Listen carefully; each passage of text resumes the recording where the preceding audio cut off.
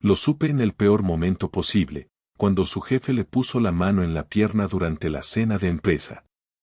Antes de seguir, que quede claro, no fue una película en mi cabeza, no fue un malentendido, y no estaba borracho. Estaba sentado justo enfrente de ellos en una maldita mesa redonda del restaurante más pijo de Valencia, viendo como el jefe de mi mujer, un tal Alberto, con barba cuidada y pinta de encantador de serpientes, apoyaba su mano, lenta y deliberadamente, en el muslo de Laura, debajo del mantel. Ella no se apartó. Ni siquiera reaccionó. Siguió sonriendo mientras escuchaba a la de contabilidad contar alguna mierda sobre su gato. Yo, mientras tanto, sentía como el estómago se me cerraba y las sienes me palpitaban como si me hubieran enchufado a la luz. El tipo le rozó con los dedos, como tanteando el terreno, y entonces ella, mi mujer, simplemente descruzó las piernas, muy despacio. Fue en ese movimiento, cuando se giró levemente hacia él y la tela del vestido se movió con ella, que me di cuenta de que no llevaba bragas. Repito, mi mujer no llevaba bragas. Era una cena formal. Había directivos, vino caro, y gente de recursos humanos. Nadie va a una cena así sin ropa interior. A no ser que, bueno, eso. A no ser que estés planeando algo. No dije nada. Me quedé callado, tragando saliva como si fuera vidrio molido, apretando la servilleta entre los dedos. El cabrón de Alberto se dio cuenta de que yo miraba. Me sostuvo la mirada por un segundo. No con miedo. Con desafío. Como si estuviera marcando territorio. Como si yo ya no fuera su marido, sino el idiota sentado al otro lado de la mesa. La cena siguió. Yo no probé bocado. Cuando salimos del restaurante, Laura se comportó como si nada. Como si yo no hubiera visto nada. Como si la cena hubiera sido aburrida y larga y ya está. Me dio la mano, incluso. Me dijo que si íbamos caminando hasta casa porque le apetecía aire fresco. Claro que sí. Fresquísima debías de ir, Laura. No dije nada. Aún. Pero esa noche, mientras ella se desmaquillaba en el baño como si todo fuera normal, mi cabeza ya había entrado en otra fase. Algo se rompió dentro. Algo se encendió también. Y decidí que si esto era el principio del fin, al menos esta vez, yo no iba a ser el último en enterarse. Esa noche no dormí. Fingí que sí, claro. Me giré hacia mi lado de la cama, apreté los ojos y respiré lento, esperando que el sueño me llevara o me derrumbara, pero nada. Ni siquiera cerrando los ojos podía dejar de ver esa mano, esa mirada entre ellos, ese gesto de ella como si nada importara. Estuve quieto, con la espalda dándole a Laura, mientras ella respiraba tranquila, quizá hasta satisfecha. Y yo, en silencio, planeaba qué hacer con esa información, porque no iba a dejarlo pasar. A las 7 me levanté antes que ella y me fui a correr, como todos los domingos, para no romper la rutina. Pero esa mañana, en lugar de los 5 kilómetros de siempre, me hice casi el doble. No por salud, sino para soltar algo, porque si no lo hacía me iba a salir por los ojos la rabia. Mientras corría, decidí que no la iba a enfrentar todavía. No directamente. Primero tenía que estar seguro de lo que había visto, por más claro que me hubiese quedado. La idea de que pudiera salirme con alguna excusa, que me mirara como si estuviera loco, me hervía por dentro. Necesitaba algo más que una imagen. Quería pruebas. Y no me bastaba con una sospecha.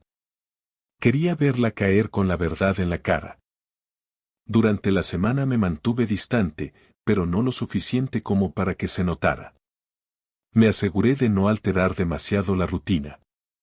Había algo casi perverso en eso, en verla actuar como si todo estuviera bien, mientras yo ya no le creía ni los buenos días.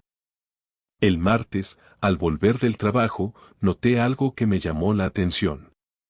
Su coche no estaba en la cochera a las 6:30. Supuestamente salía a las 6. Llamé a su móvil, respondió en el segundo tono, como si estuviera esperando la llamada. Dijo que estaba en Carrefour comprando cosas para la casa. El detalle, ni una bolsa cuando llegó. Nada. Ni una puta barra de pan. Cuando entró por la puerta traía el pelo un poco más suelto, la cara roja, y olía a perfume fresco, como si se lo hubiera echado hacía poco. Sonrió, me dio un beso en la mejilla y dijo que se le olvidó la cartera y que por eso no compró nada. Asentí y seguí con lo mío. No la presioné. No le hice preguntas. Solo memoricé todo. El miércoles fue igual. Dijo que tenía una reunión fuera de oficina. Volvió casi a las 9. Esa vez sí traía bolsas del supermercado, pero pocas, y lo más sospechoso fue que dentro de una de ellas había una caja de preservativos. Marca que nunca habíamos usado, por cierto. Me miró directo cuando la sacó, como si esperara que dijera algo. No lo hice. Me limité a guardar las cosas mientras ella decía algo sobre que los habían recomendado en una charla de salud en la empresa. Me contuve. Esa noche sí dormí. O al menos lo intenté. Pero ya no por ansiedad, sino porque estaba trazando un plan. El jueves llamé a un colega que tiene una empresa de alarmas y cámaras.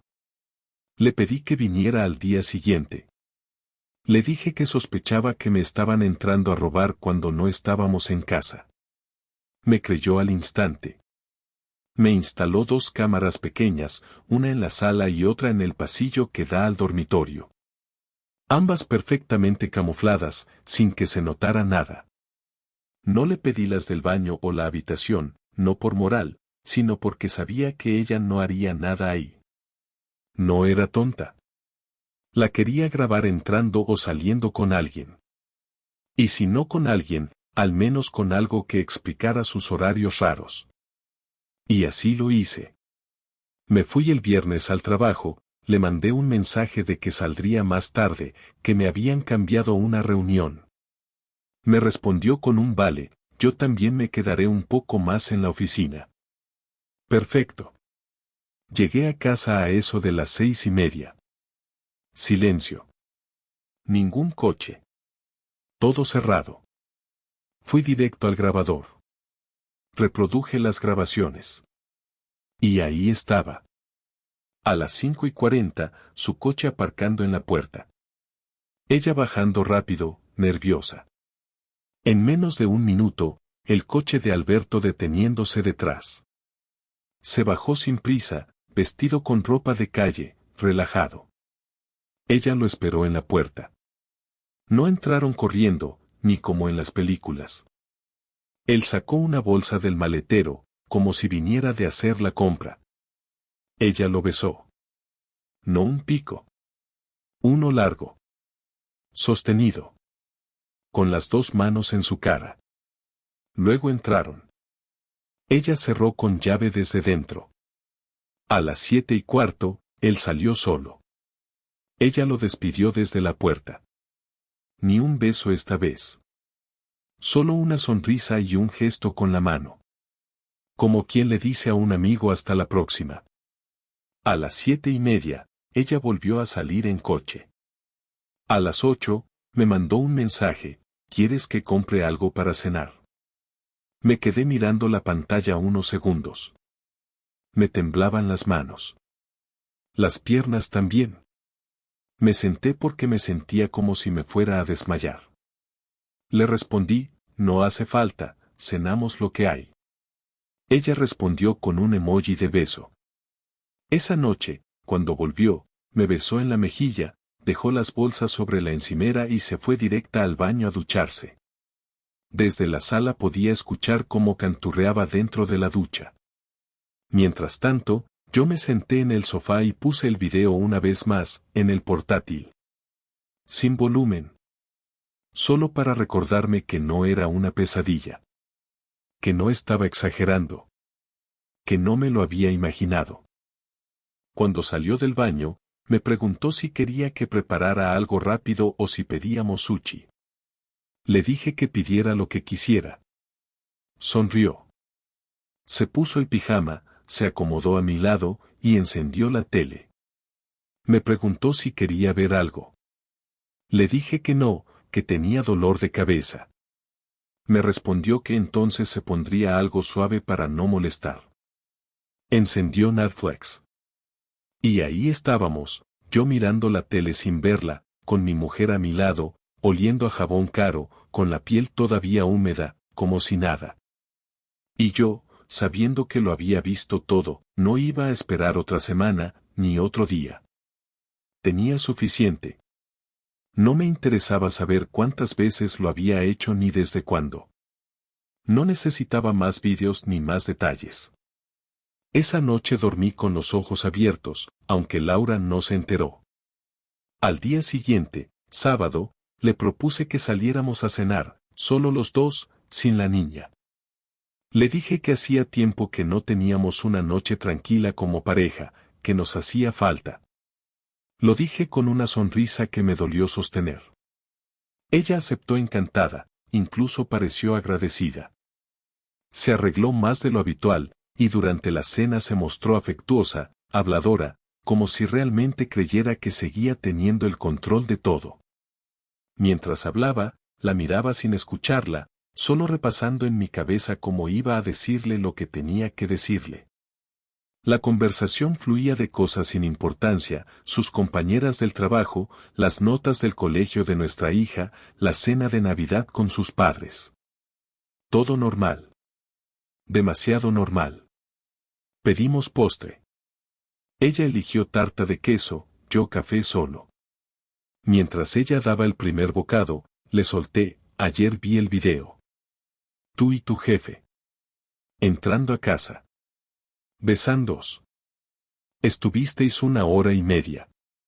Luego se fue. Tú me mandaste un mensaje como si nada. Se quedó quieta, con la cuchara en la mano. No dijo nada.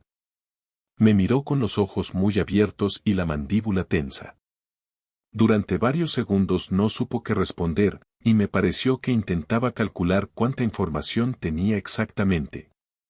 Dejó la cuchara sobre el plato, cruzó los brazos, se recostó en la silla y me preguntó, como si la conversación no fuera con ella, ¿tú me estás espiando? Solté una risa seca.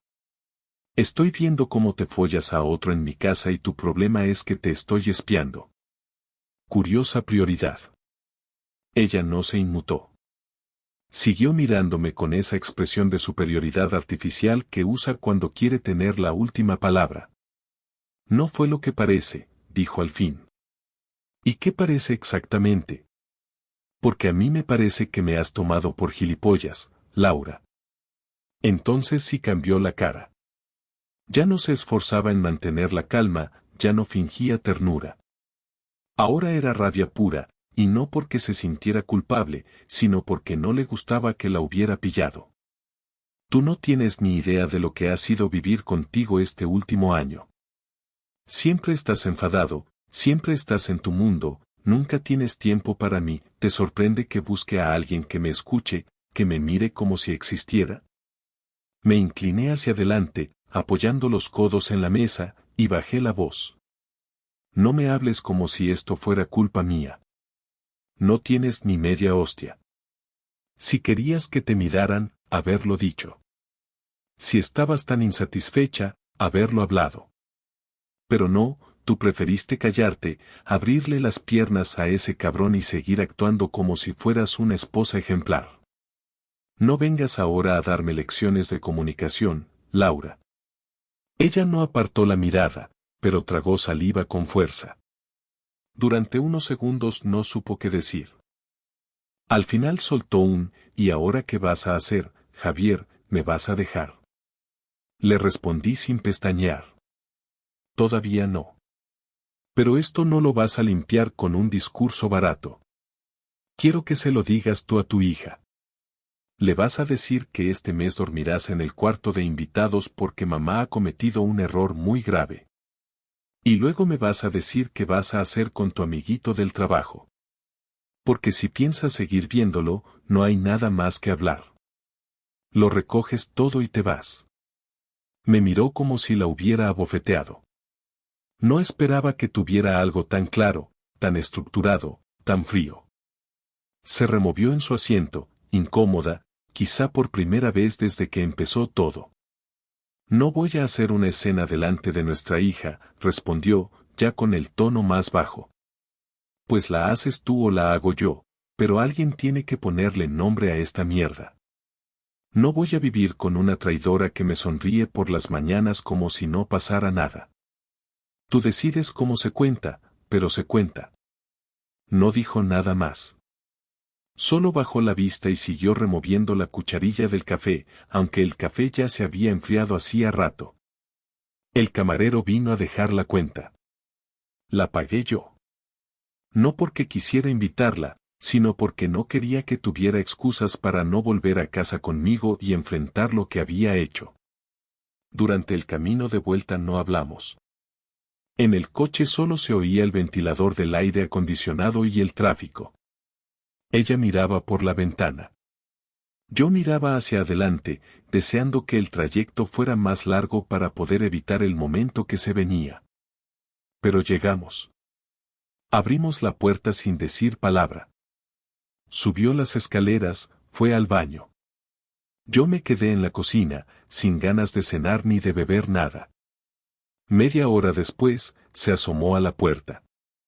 ¿Estás seguro de que quieres que se lo diga a la niña? Sí. Vale. Pero tú también estás en esto. No me dejes sola con esto. No es justo. Me giré lentamente hacia ella. No, Laura. Lo que no es justo es todo lo que hiciste mientras yo estaba aquí criando a tu hija y pagando tus facturas. Lo que no es justo es que vengas ahora a llorar porque te enfrentas a las consecuencias. Así que sí, estoy seguro. Muy seguro. Esa noche, durmió en el sofá.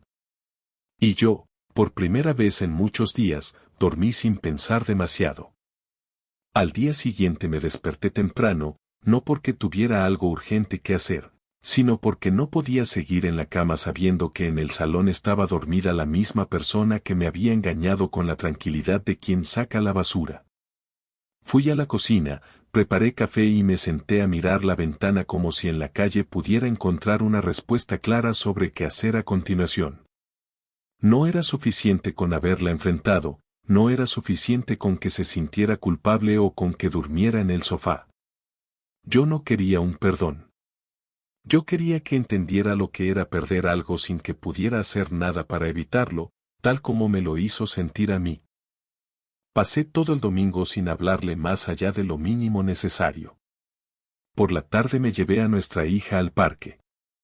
Laura no preguntó a dónde íbamos. Al volver, le dije que durante la semana me ocuparía yo de llevar y recoger a la niña del colegio. Lo aceptó sin discutir. No sé si porque sabía que no estaba en posición de protestar o porque realmente estaba intentando ceder en algo. Me daba igual. Esa misma noche, mientras ella se duchaba, entré a su ordenador personal. No tenía clave. Dentro encontré lo que buscaba, un archivo con copia de su currículum, otro con contratos antiguos, y lo más interesante, una carpeta con documentos internos de su empresa. Revisé todo rápido, pero con calma, y encontré algo útil en uno de los archivos de recursos humanos. Ella tenía acceso a informes internos que incluían los protocolos contra relaciones impropias entre superiores y subordinados. También tenía correos electrónicos con Alberto que, aunque no explícitos, sí dejaban claro que había una relación más allá de lo laboral. Conversaciones sobre escapadas, bromas que no hacen compañeros normales, incluso uno en el que él le preguntaba si su marido seguiría sin enterarse. Lo imprimí todo.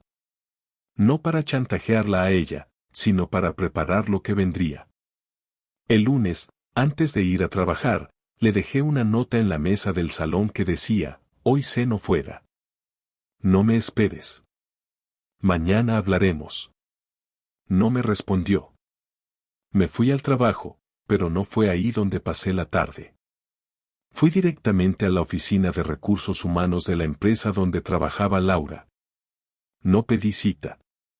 Me presenté con la carpeta en la mano, pedí hablar con el jefe de personal, y cuando me preguntaron por qué, dije que tenía pruebas de una relación inapropiada entre un alto cargo y una subordinada. Tardaron 15 minutos en recibirme. Entré, me senté, y le puse delante todos los documentos. No exageré, no inventé, no adorné. Les dije que la relación entre Alberto y Laura no solo era evidente, sino que había ocurrido dentro del horario laboral y, en al menos una ocasión, en nuestro propio domicilio, durante una supuesta jornada de trabajo a distancia. El tipo me miraba con cara de piedra. No me interrumpió en ningún momento. Solo al final me preguntó, ¿cuál es su interés en esto? Le respondí sin rodeos. Ninguno. No quiero compensaciones ni represalias legales. Solo quiero que entiendan a quien tienen en esos puestos. Me dio las gracias por la información, me pidió una copia de todo, y me dijo que iniciarían una investigación interna. Esa noche volví tarde, tal como había dicho. Laura me estaba esperando en la cocina, sentada, sin cenar. Me miró sin hablar. No le dije nada. Fui directo al baño, me duché, cené solo, y cuando terminé, me senté frente a ella. Hoy me reuní con recursos humanos de tu empresa, solté. Se le fue el color de la cara. Me miró con los ojos muy abiertos. No dijo nada. Esperé unos segundos. Les entregué todo lo que imprimí. Correos, horarios, tu informe de conexión remota. Todo. Se levantó como si acabaran de empujarla. Caminó unos pasos, volvió, se apoyó en la encimera. ¿Qué coño has hecho, Javier? Lo que tú hiciste primero. Cruzar una línea. Solo que a diferencia tuya, yo no lo hice a escondidas. No mentí. No fingí. No me follé a nadie.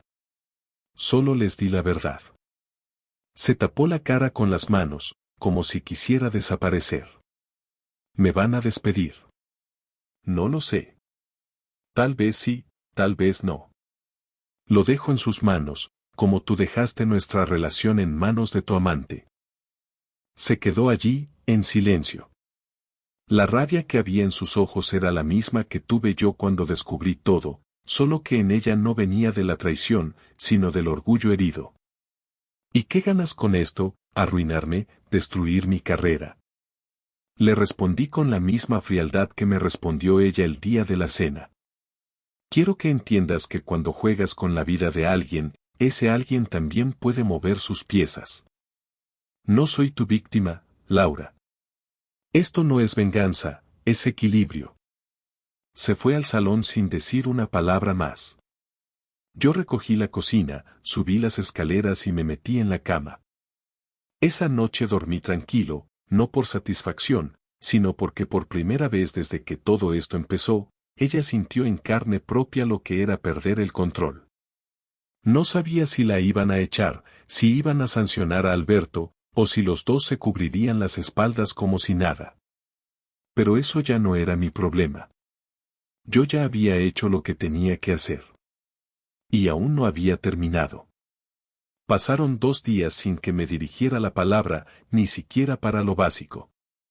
Solo hablaba con nuestra hija, y lo hacía con una dulzura artificial que me producía asco. En casa parecía que estábamos representando una obra, pero sin guión. Yo cumplía con mis tareas, me levantaba, trabajaba, recogía a la niña, preparaba la cena, y ella simplemente existía, encerrada en su silencio. Cada vez que pasaba por su lado, evitaba mirarme, como si mi presencia le quemara. El martes por la noche, cuando terminé de poner a dormir a nuestra hija, bajé y la encontré sentada en el comedor, con las manos cruzadas sobre la mesa y la cara pálida. Me miró directamente, como si por fin hubiese aceptado que ya no quedaban más excusas. Me senté frente a ella. Estábamos solos. Sabía que no iba a gritar ni llorar, no porque no quisiera, sino porque ya había asumido que no tenía escapatoria. Hoy me han suspendido de empleo, dijo sin rodeos. Alberto también. Dicen que están revisando el caso. Asentí sin decir nada. No me alegré. No me dio pena. Simplemente me limité a escuchar. No necesitaba justificarme. Ella sabía que había cruzado una línea que no podía borrar. ¿De verdad pensaste que esto te haría sentir mejor? Preguntó con una mezcla de tristeza y reproche. ¿Qué ibas a equilibrar las cosas? No me siento mejor, le dije. Me siento menos inútil. No soy de los que se sientan a ver cómo los pisan sin hacer nada. Te lo dejé claro, esto no es una pelea. Esto es asumir consecuencias. ¿Y qué hacemos ahora? ¿De verdad piensas seguir con esto? ¿Vas a divorciarte? ¿Quieres que nos destrocemos del todo? Preguntó, pero ya sin rabia. Su voz sonaba resignada, como si hubiese gastado toda su energía. No lo sé, respondí. No me he decidido. Por eso no te eché. Por eso no le dije nada a nuestra hija. Pero no voy a seguir en esta farsa. Si tú sigues pensando en ese tío, si esto va a ser un teatrillo de perdón forzado, prefiero que nos separemos cuanto antes. No quiero medias tintas. Se pasó la mano por la cara, agotada. Yo no lo amo. No lo hice por amor. Lo hice porque me sentía vacía. Porque tú ya no estabas. Sí, estabas físicamente, pero no aquí, no conmigo. Todo era rutina, todo era mecánico. No justifico lo que hice, pero tampoco fue solo sexo. Fue una forma de escaparme de esta cárcel que llevábamos construyendo años sin darnos cuenta. Lo que hiciste no tiene explicación válida. No hay nada que digas que lo borre, le respondí. Si estabas mal, lo hablabas. Si no podías más, lo decías. Pero preferiste mentirme en la cara durante semanas. O meses. Eso es lo que no voy a olvidar nunca. No lo que hiciste, sino cómo lo hiciste. ¿Y tú qué quieres, Javier? ¿Quieres vivir con alguien que te traicionó? ¿Quieres compartir techo con una mujer que dejó de desearte? ¿De verdad crees que después de esto podemos dormir en la misma cama sin destruirnos? No lo sé, admití. Por eso estoy aquí sentado hablando contigo en vez de haberme ido hace una semana. Porque una parte de mí todavía se pregunta si esto puede salvarse. Pero te aviso, no voy a poner más de lo que tú pongas. Si quieres que esto funcione, vas a tener que reconstruirlo desde los cimientos. Y si no puedes, prefiero que lo digas ya. Porque si te quedas a medias, si estás aquí por pena o por miedo, lo único que vas a conseguir es arrastrarnos a los tres. Ella respiró hondo. No lloraba. Solo parecía derrotada. No tengo respuestas ahora mismo, dijo. No sé si puedo volver a quererte como antes. No sé si tú puedes volver a mirarme sin pensar en lo que viste. Pero sé que quiero intentarlo. Porque no me da la gana que esto acabe así. Porque si esto se rompe, quiero saber que hice todo lo posible antes de rendirme. Está bien, respondí. Entonces lo haremos a mi manera. Habrá reglas. No te quiero cerca si no es con honestidad total. No más salidas sin explicación. No más secretos. No más móvil bloqueado. Y quiero que cortes con él, para siempre. Bloqueado, fuera de tu vida, sin ambigüedades. Ya lo hice, dijo sin dudar. Esta mañana. Le dije que no me llamara nunca más. Que esto había terminado. Que si insistía, lo denunciaría. Bien, respondí seco. Ahora viene la parte más jodida. Recuperar algo que ya no es lo que era. Y si no lo conseguimos, al menos que no sea porque nos faltaron huevos. Nos quedamos en silencio. No había reconciliación, ni perdón, ni abrazo. Solo un acuerdo frío, triste, necesario. Lo mínimo indispensable para no caer en el abismo del todo. Ella se levantó, caminó hasta las escaleras, se detuvo y dijo sin mirarme: «Gracias por no dejar que me engañara más a mí misma». Y se fue al cuarto de invitados, donde seguiría durmiendo durante los próximos días. Yo apagué las luces, revisé que todo estuviera cerrado, subí y me acosté en la cama que ya no era de los dos. No lloré, no grité, no recé. Solo cerré los ojos y respiré, como quien sigue porque no queda otra. Durante las semanas siguientes no hubo grandes gestos ni frases reconfortantes, solo una rutina silenciosa en la que cada uno cumplía con su parte como si estuviéramos atrapados en un acuerdo empresarial en lugar de en un matrimonio. Ella se esforzaba, lo noté. Cocinaba más, intentaba sonreír más seguido, se ofrecía a encargarse de las tareas que normalmente hacía yo, y me hablaba con una suavidad calculada, como si tuviera miedo de romper algo que apenas se sostenía. Pero ese esfuerzo, aunque constante, no me provocaba ternura ni aprecio, sino una sensación rara, como si observara a alguien que había aprendido a actuar demasiado tarde. No podía borrar lo que sabía, lo que vi, lo que escuché, lo que viví mientras ella me miraba a los ojos cada mañana sin el más mínimo remordimiento. Una noche de viernes, cuando nuestra hija ya dormía, ella se sentó en el sofá conmigo sin preguntar si podía hacerlo. Apagó la tele y se quedó mirándome, esperando que yo dijera algo. No lo hice. Fue ella quien rompió el silencio. He pedido el traslado a otra ciudad. Una vacante interna. Tarragona. No es definitivo, solo es una solicitud. Me lo ofrecieron por antigüedad y porque saben que me quieren lejos del escándalo. No respondí. Solo asentí con la cabeza. Si me lo dan, me iré en 2 semanas. Me llevaré a la niña si tú estás de acuerdo. Si no, me iré sola. Ya hablamos con abogados. No quiero una pelea legal. No tienes que irte si no quieres, le dije, pero sin ninguna intención de convencerla. Puedes quedarte y seguir fingiendo que esto funciona, si eso es lo que buscas. No quiero fingir más, Javier, me respondió. Estoy cansada. He intentado arreglar las cosas contigo, de verdad, pero cada vez que me miras siento que sigues odiándome. Y si eso no cambia, no hay nada que podamos construir.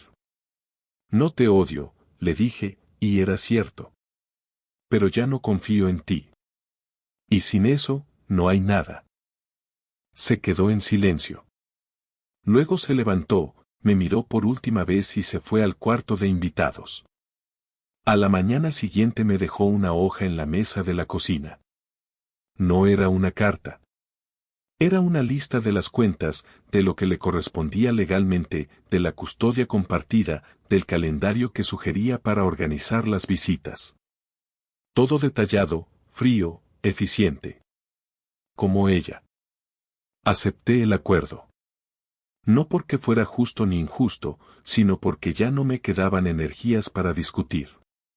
Lo firmamos sin lágrimas, sin escena, sin abrazos. Se fue a Tarragona la semana siguiente. Me dejó la mitad de los muebles, la custodia repartida y un silencio cómodo en la casa que antes compartíamos. La niña se quedó conmigo la mayoría del tiempo porque su colegio estaba aquí. Ella venía algunos fines de semana, a veces se quedaba en un hotel, otras dormía en casa de su hermana. Siempre que venía, saludaba con educación, hablábamos lo justo y luego cada uno seguía con lo suyo. La frialdad entre nosotros era estable, sin sobresaltos. Con el tiempo volví a recuperar algo de paz. No buscaba pareja, no me apetecía socializar, no sentía necesidad de explicar lo que había pasado. Solo quería recuperar la sensación de que tenía el control de mi vida.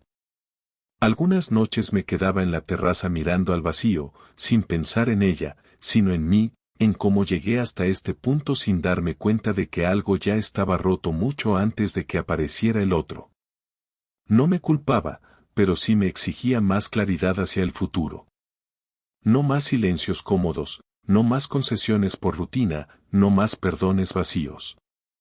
Si alguna vez volvía a estar con alguien, esa persona iba a tener que aceptar que ya no iba a tolerar ni una sola mentira. Una tarde, casi 2 meses después de su mudanza, me mandó un mensaje. ¿Estás bien? Le respondí con un simple sí. Media hora después, otro mensaje. No estoy bien. Pero supongo que eso es parte del castigo. No te pido nada. Solo quería decirlo. No le respondí.